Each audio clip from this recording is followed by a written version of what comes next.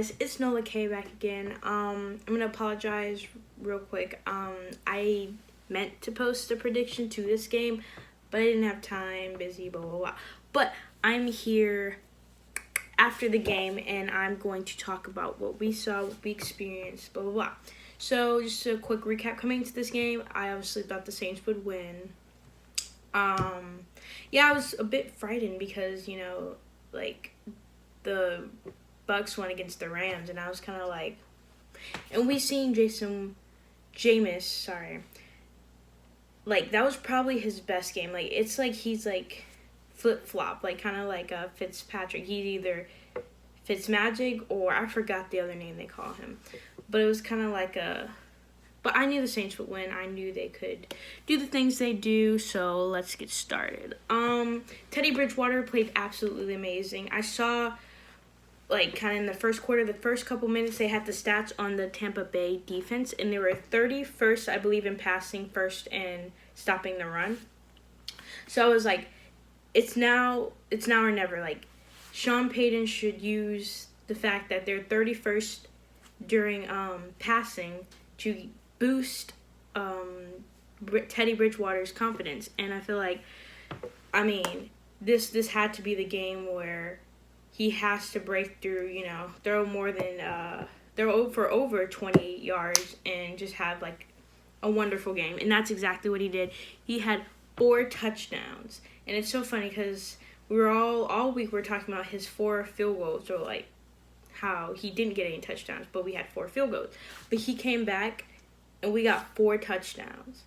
That's like, he really showed him, like, but I knew he could throw the ball. Like, it's like, I knew his arm capability. I know he can throw the ball. It was just, I guess, coverage, maybe someone was open, or just stay in the pocket, or just the defense, making him scramble and all that type of stuff. But Teddy Bridgewater did absolutely amazing.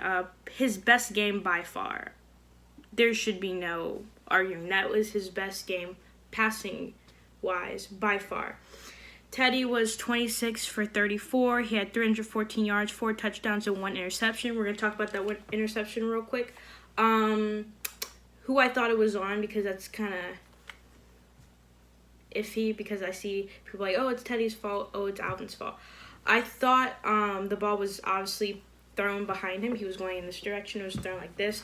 Could he have caught the ball? Of course he could have caught the ball. It was still, like, in this area where he could have caught it. It wasn't obviously the best pass, but could Alvin Kamara make it? Yeah, but, like, am I gonna knock him on? No, he's Alvin Kamara. Like, he's amazing. I'm gonna get you his stats real quick. Alvin Kamara rushing had 16 carries for 62 yards. It wasn't all that good, but it was, when they gave it to him, his explosiveness, how it looked like he was going to get like 1 or 2 yards, but he turned it into 6. Like, stats-wise on paper, it doesn't look so good, like 16 carries, 62 yards, but if you watch the game and realize what type of situation he was in when he was given the ball, it just makes a whole, sorry, it's really a big difference.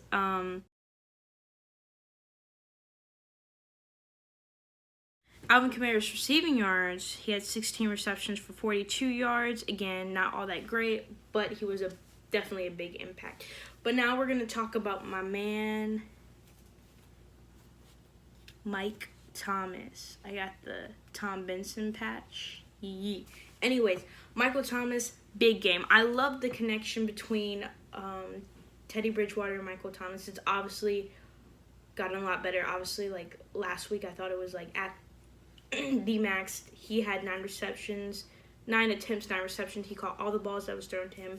And today he played amazing, and he had even more catches for longer distance, and it was good. He played really well. Okay, so Michael Thomas had 11 receptions for 182 yards. Last time I checked, he was number 1 for receiving, but I don't know. Games just kind of ended. So either way, he balled.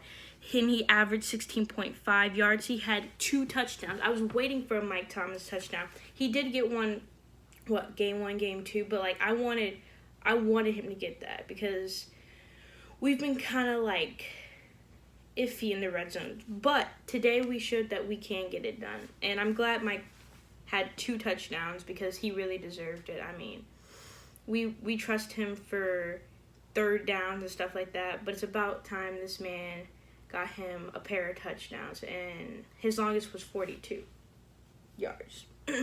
So, we heard from Jared Cook today.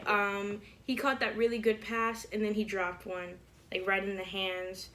I believe it was in the end zone. But, yeah, I'm glad we're working him in the line. They targeted him a lot early in the first half, and then they started doing it again in the second half.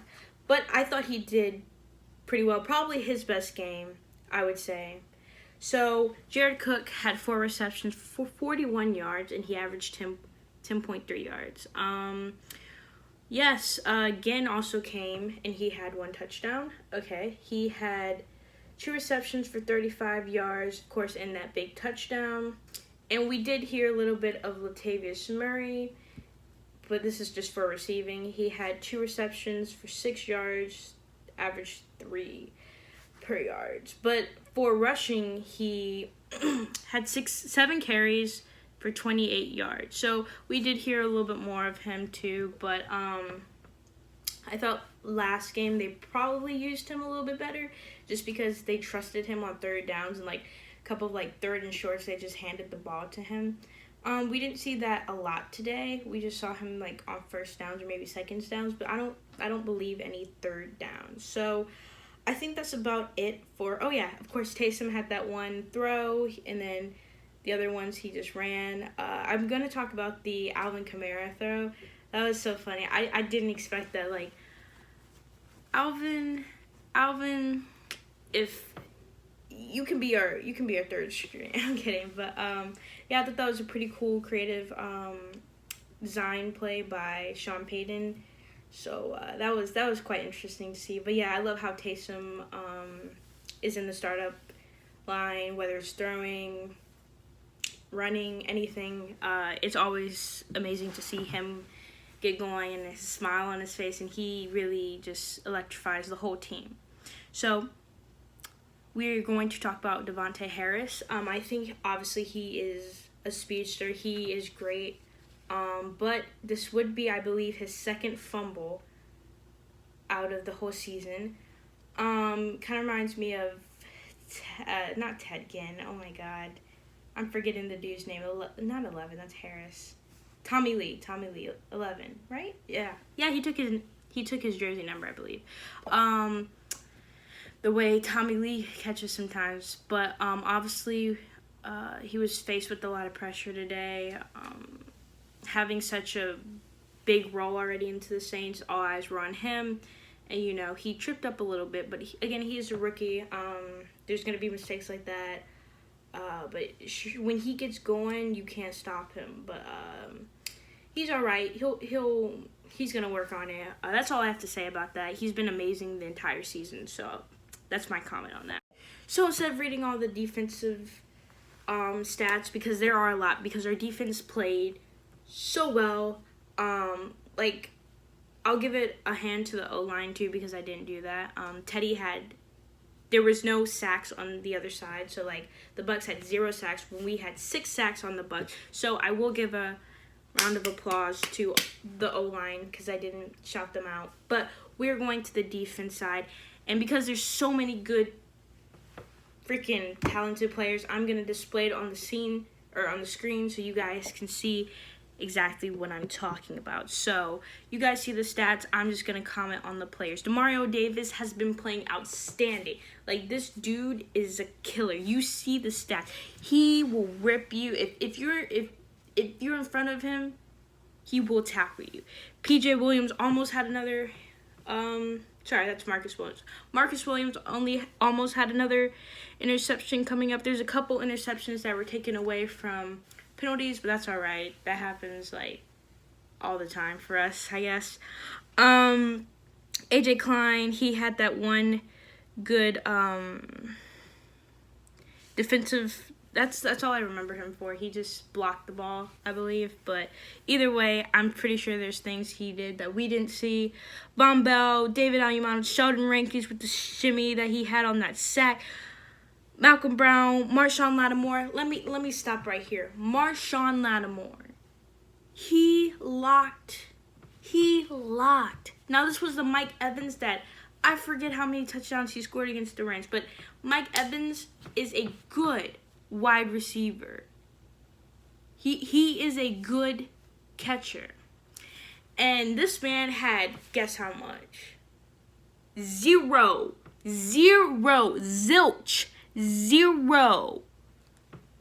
Zero catches. Zero. He locked down. And oh my God, I went really off on Marshon in a good way. He just did so well last game. And oh my God, zero. Wow. This is crazy. Mike Evans is obviously, I think they left him one-on-one for the majority of the game. Oops, my friend called. But I'm going to comment on the Eli Apple almost interception. That was awesome coverage. I am pretty sure he was one-on-one. I don't know if the safety was in the back or not, but that was awesome coverage. Too bad there was, I believe, a holding play on Marshon. They never announced the number, but that's what the commentators were saying, that there's a hold on Marshon on the other side of the field. But that was great coverage. That was amazing coverage. Let me give a few more shout-outs. Davenport was there. I don't know if I mentioned Cam. Cam was there.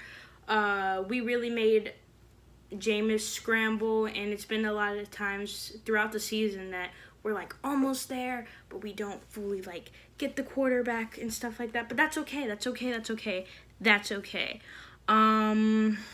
Yeah, I'm just going down the list.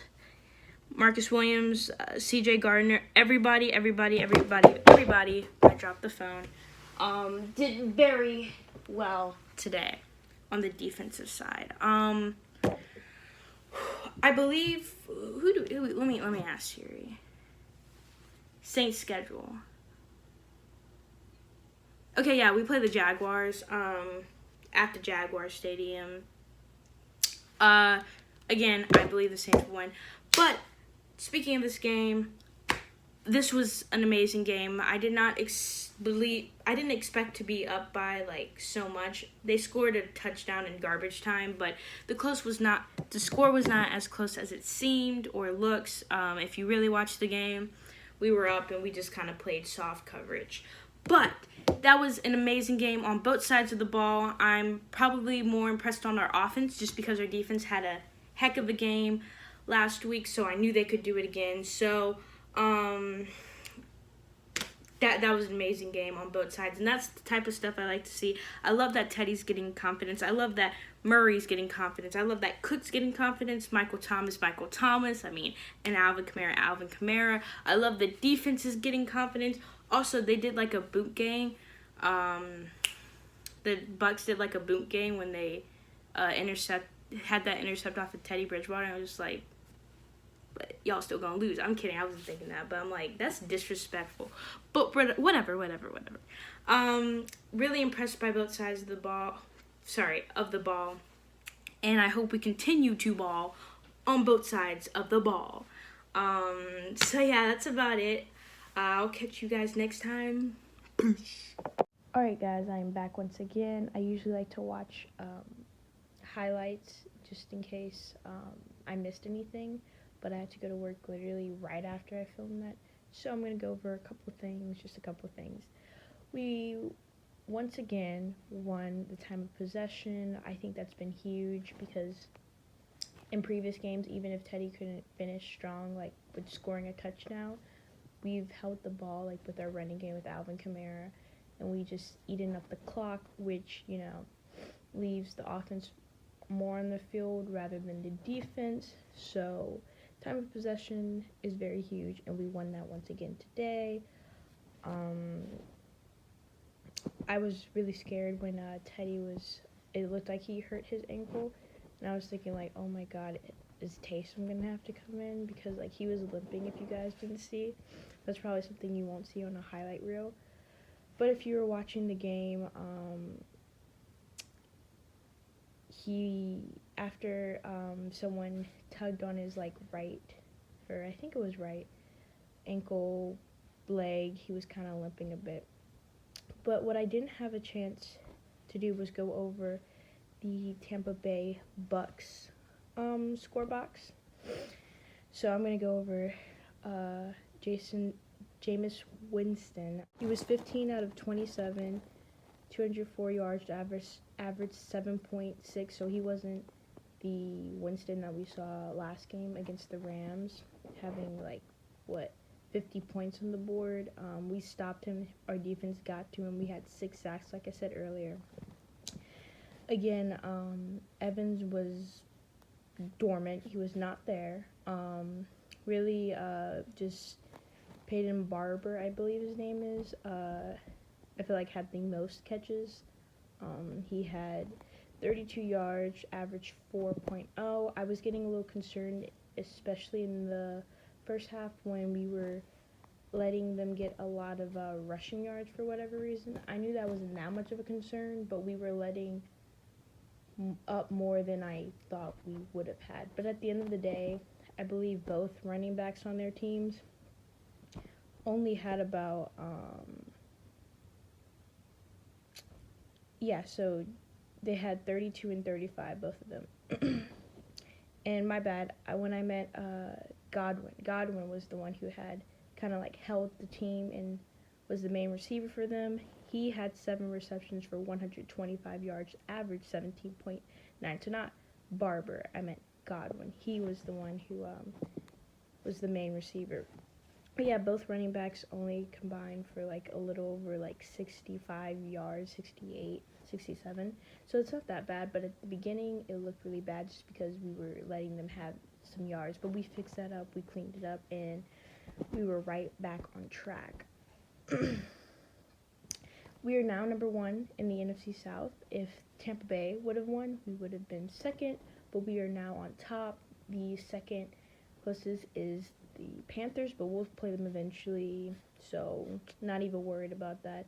I did not mention Josh Hill just because I saw Hill on the board, and I was just thinking like probably Taysom Hill, right? Because we haven't heard much of Josh Hill, but Josh Hill actually had a bigger game than I think he had all this year. So yeah, I'm gonna read his stats. Josh Hill had 3 receptions for 39 yards. One of them was the Kamara throw that he caught.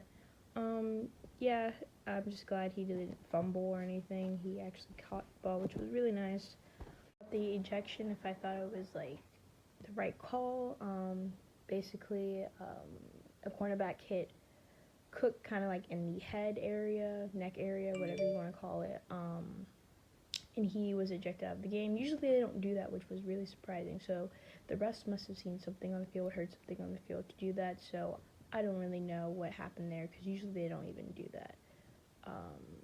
So yeah, it's a bit controversial, but I'm thinking the refs saw something that we don't know about to do that. That's about it, guys. Thank you for watching, and once again, peace.